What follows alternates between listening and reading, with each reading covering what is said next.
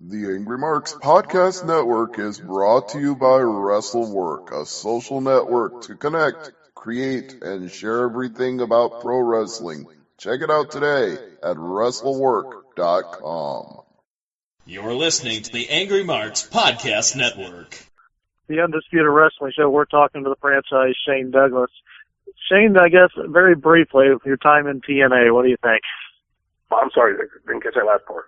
Your time in TNA, what are your thoughts on working in that promotion with Dixie Carter and Jeff Jarrett and the lot? Remember I said earlier about the things you learn to do and the things you learn not to do? Yes, sir. I got paid a nice chunk of money to learn what not to do in wrestling. It was a week by week, event by event, how not to do professional wrestling. And it's a shame. You know, the person I feel most bad for is Bob Carter, because he's gotten himself into one hell of a deep $500 million hole because of his daughter. And I love my children dearly. I'd have to chop their fingers off if they lost $500 million of my money. I'd have to Tony Soprano them or something. But no, it's hard for me to imagine, even when I say that number, how that could even be possible to lose that kind of money and be that inept. And that's the answer. Dixie is just that inept. And so, I would just go to work there, for last year of my time with TNA, I would just go to work there and sort of just pass the time, do what they told me to do and collect my money and go home. And it was just, and for a person that's very passionate about the business like I am, it was a horrible time, for me, because I didn't like being around there. It's tough to go to work when you're the team that loses, 140 games out of 162 every season. It's just, okay, here we go again. Let's just go get it over with, and that's what it was being in TNA. There at no time did I ever see any kind of synergy in that company that could have even begun to become a pimple on Vince's ass. It was just a whole lot of people running around, spending a lot of money, and getting nothing for it. Amazing. But again, learned a hell of a lot of what not to do.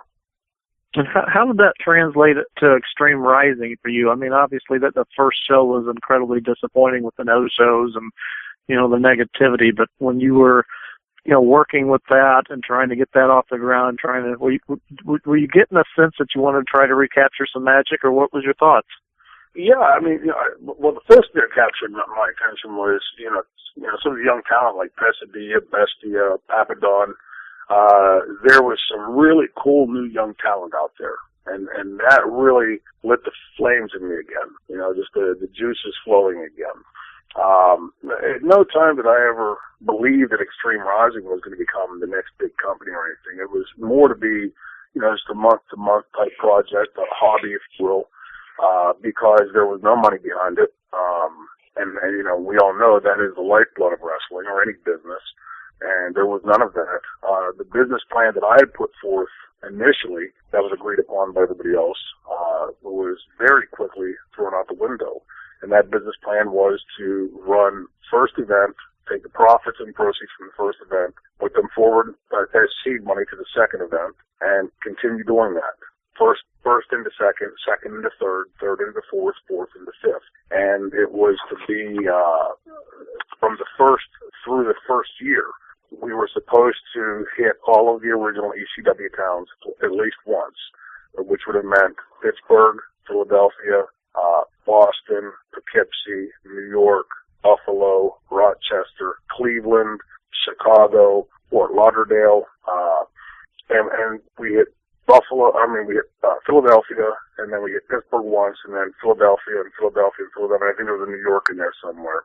And the reason was two of the partners they lived in Philadelphia, so it was convenient and comfortable for them. And so at very best, the most we were going to get out of it was a once-a-month show in Philadelphia, which, not that there's anything wrong with that, but you can't grow anything, you can't project or propel anything forward from that. It's just a once-a-month thing, and you run it and you get the best out of it you can. But the thing that I really fondly looked at from Extreme Reunion and Extreme Rising was getting to see some nice, damn good young talent out there like Papadon and Pesadilla and Bestia and the Maximo brothers, and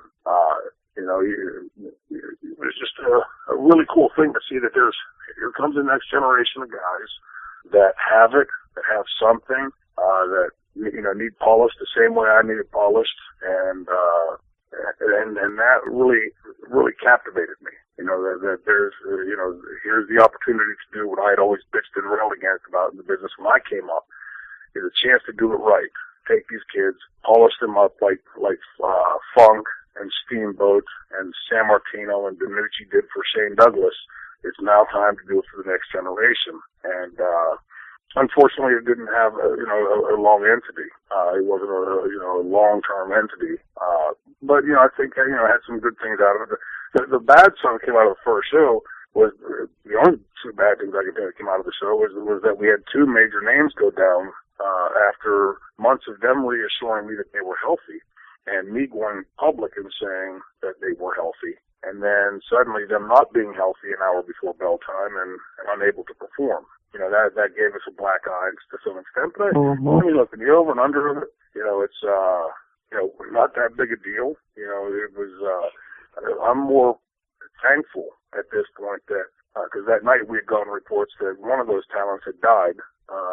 And then, we heard everything from he's fine and left the hospital till he died.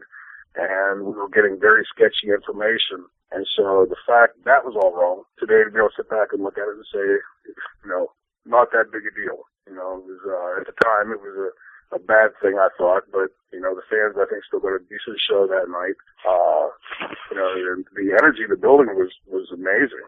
The fans were having a great time. The house was, it was a good house, but the show was certainly hampered by the fact that the storylines, as I wrote them, had to take a great turn away from the way I directed them.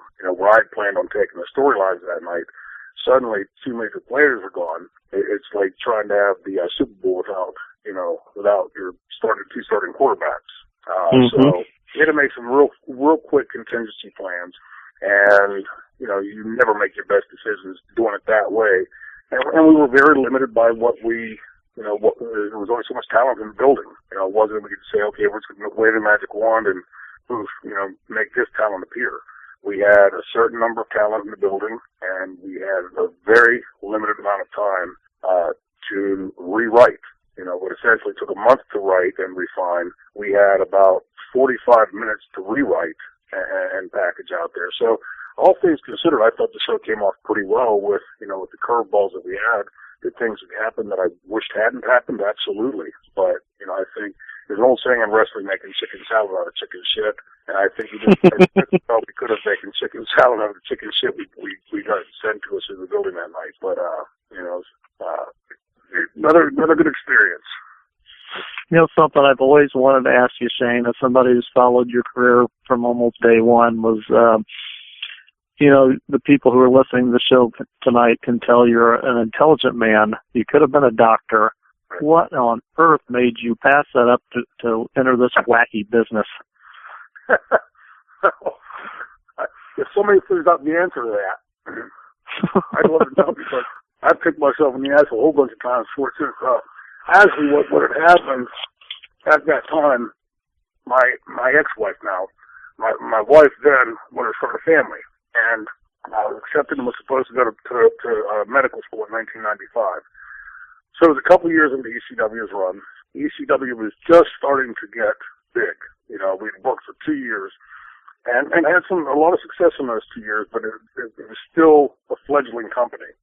And when the time to go to medical school came, shortly before that, maybe a month or two before that, my ex-wife, then wife, said she wanted to start a family.